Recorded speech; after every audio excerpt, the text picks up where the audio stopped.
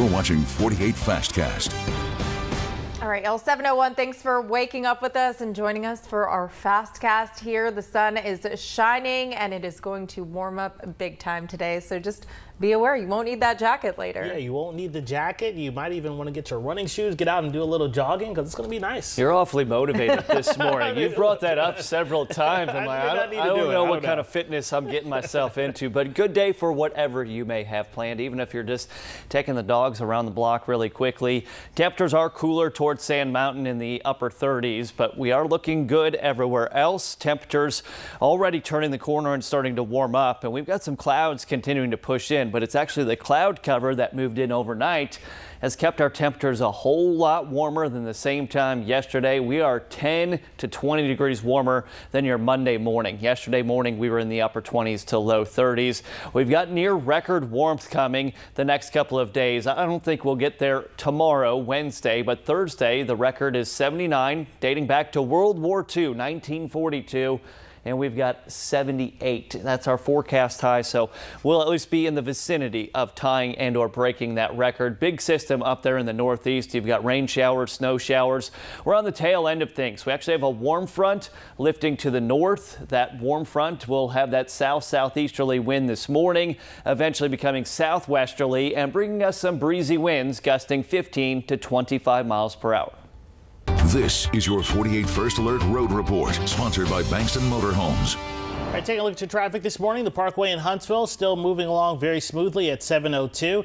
Now we are seeing some slowdowns, of course. Around this time is when we start to see them, especially on 72 in your traffic triangle as you head through the Providence area as well, crossing in Rainbow as well. So just be aware of that. I do want to show you Meridianville coming down the Parkway. It is slowing down a little bit too. So just be aware of that if you're heading out. Your main drive times, though, Decatur to Huntsville still looks pretty good, about 21 minutes. Gina. Jonathan, thank you. Huntsville police have arrested the person accused of hitting and killing a 13-year-old boy who was riding his bike back in August. Sarah Olson has been charged with reckless murder following the death of Cal Fox.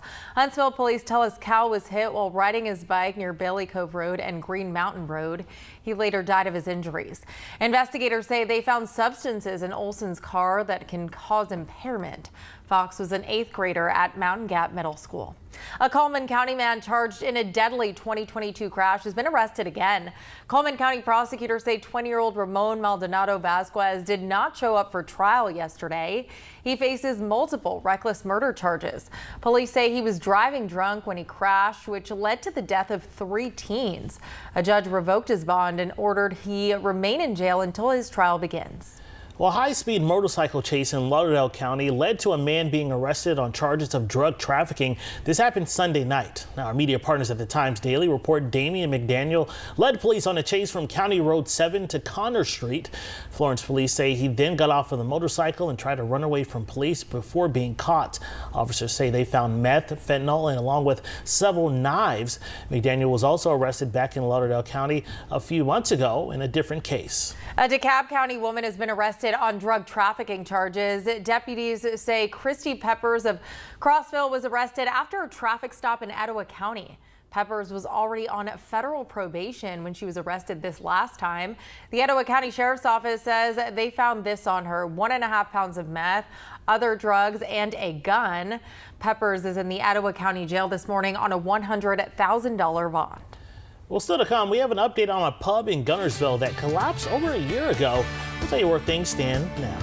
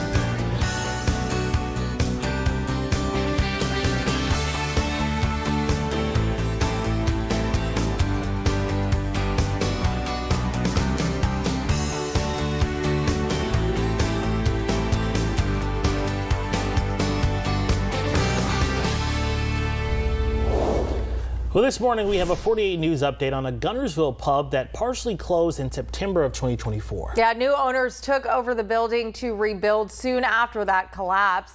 Those new owners, Caitlin and Drew Allen, named the bar Cash Allen's after their 18-year-old dachshund who died 2 weeks ago.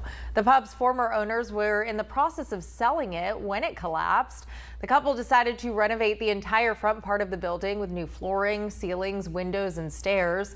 2 months ago, the couple was able to open the pub to the public for the first time after nearly a year of renovations. It was a really long road for us. It was hard to get it back going, but we are really proud of the fact that we stuck with it. We've got it open, and it's a place that people can continue to come to over the years. Now, the second story of that bar was mainly used for office and storage space, but that space is now being used as a bar area. Now, your First Alert weather with meteorologist Eric Burke. 7:07 on a Tuesday. Temps pretty comfortable right now, 40s and 50s for the most part. We've got chances for rain. It always looks a little more intimidating when you see it day by day, but isolated showers developing late tonight, possible overnight into Wednesday morning. Rain wrapping up by about 9 o'clock tomorrow. For your Thursday afternoon, evening, we'll have scattered showers, a few storms popping up, and then our best chance of any decent rainfall coverage and probably the heaviest rain we'll see all week. That comes Friday, even Saturday, bringing some scattered showers. Next week, the week of Thanksgiving, brings more chances for rain too. But here it is hour by hour into the afternoon. 3:30 now. Look at our temperatures warming into the 70s. 10 o'clock, future radar starts to hint at some isolated showers. They just kind of stay widely scattered through the early morning hours of Wednesday, but potentially having some minor impacts to that morning drive to work and school on Wednesday. Will not rain all day. Tomorrow can assure you of that. It will actually be a very warm day. Here's your next couple of hours.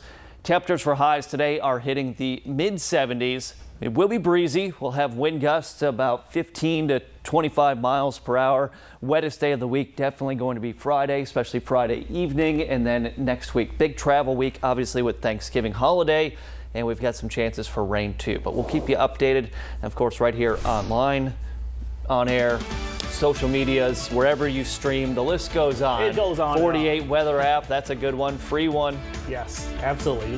Wherever you need to look, we'll be there giving you the updates for sure. All right, thanks so much for tuning in, everyone. We'll see you later.